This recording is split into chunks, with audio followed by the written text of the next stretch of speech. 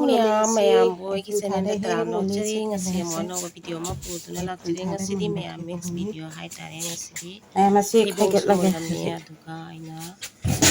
mathang asum yemina mayam khangani mix video hai tare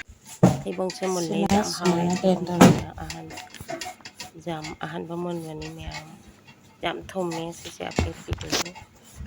idea apet piche jam thoina ai di khai ba hai taba hoi se mayam ado Thebong se khai ra se do khai ra gaina tawe mayam kimina se khai ra se jam sa di sa zaning de ko mayam adum khai na hi sa khai ra mayam jengmina ra se hey meri hamsafar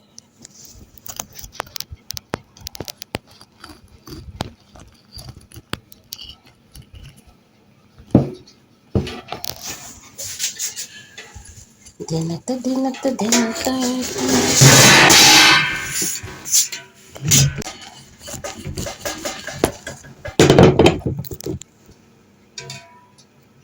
ayam ta shagai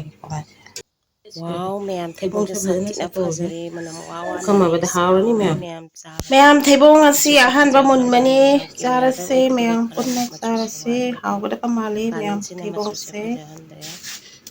haorani Thebong se thomna thomma mayam saraga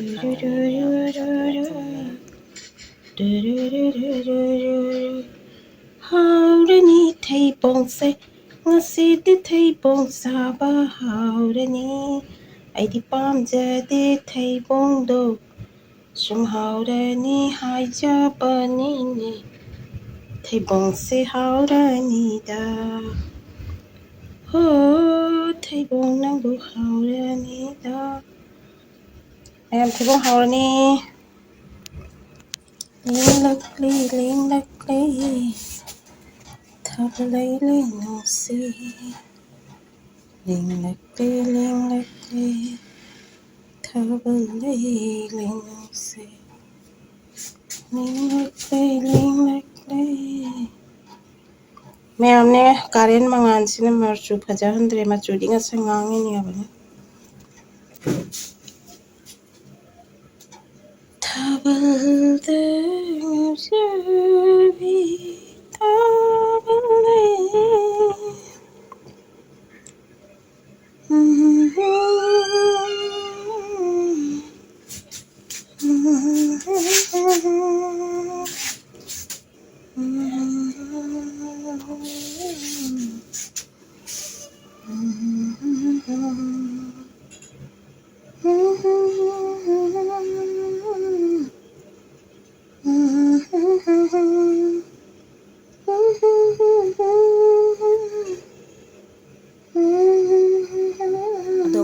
sina aina wow rasgulla rasgulla ni hobada wat pangamaw de wow rasgulla ni mayam haw di jam haw kre mayam ba rasgulla india se sabse bada mitha wala yummy rasgulla mitha yummy rasgulla aduga mayam soyabin yo ai asang no ba ne no ba ne mai alu da soyabin ne haoye mayam ati soyabin ne na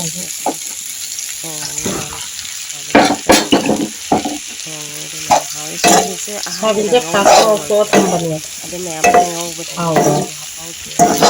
paso ne pahap de ko ya do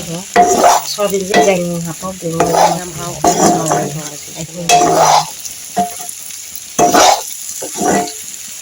mau pang loi pat loi ya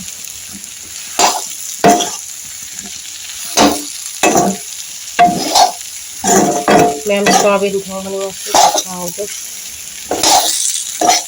thong ni hong le hai ti dang mayam thong ti yam hong le cha ba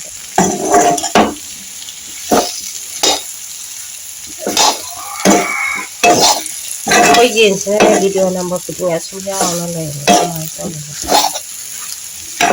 di mai ha pa ya ne oi thak loi dan soyabin thong ba loi re mayam hong ni hong le hai ti dang mo mayam asi soyabin thong se hong le hong ti yam hong ko mayam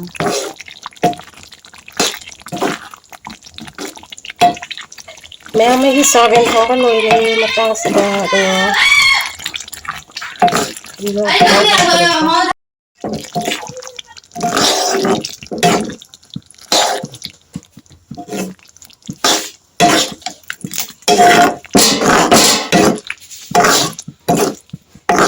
mẹ pati gom sẽ hot vào rồi pati gom like đây mẹ mana masih hot rồi ngay xí mẹ cái gì trang sẽ soyabin thong sẽ hao rồi mẹ hao đi làm hao thế cái con sẽ làm hao ấy mẹ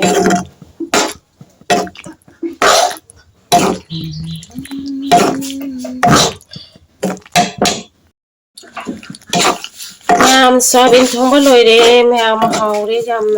hao ní hao về bây giờ mọi cái con sẽ làm hao đi mẹ soyabin thong ba đây mẹ lang hao làm hao đi mai thong mẹ rồi đấy chị anh soyabin sẽ ngồi vào mặt tầm đặc ra cà béo thế ini mẹ có thể lôi jadi hồi soyabin thong ba mẹ khamin simbi doi na jam hape hao rồi na jam ni cha hot kat ka doi na jam cha dre khamin simbi che mẹ lôi đấy hồi chị soyabin thong ba cha ka ta mẹ adu suji gi rosgula che jam hau kre mẹ chara ka khangani adu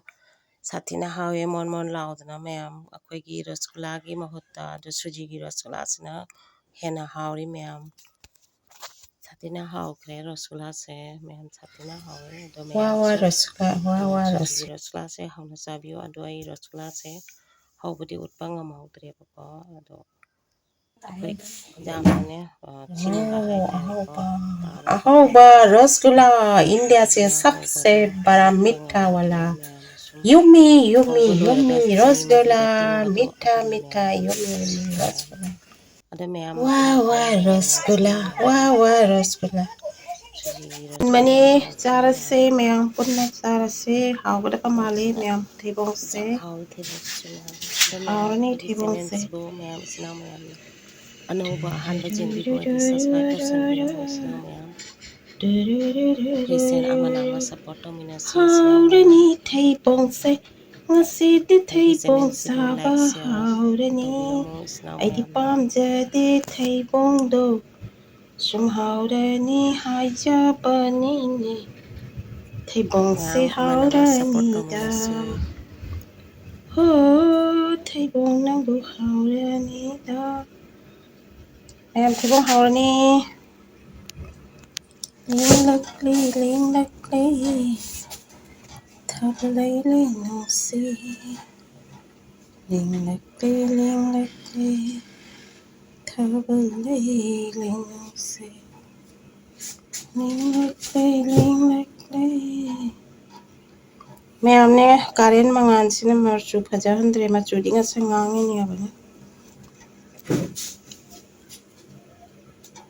thabal de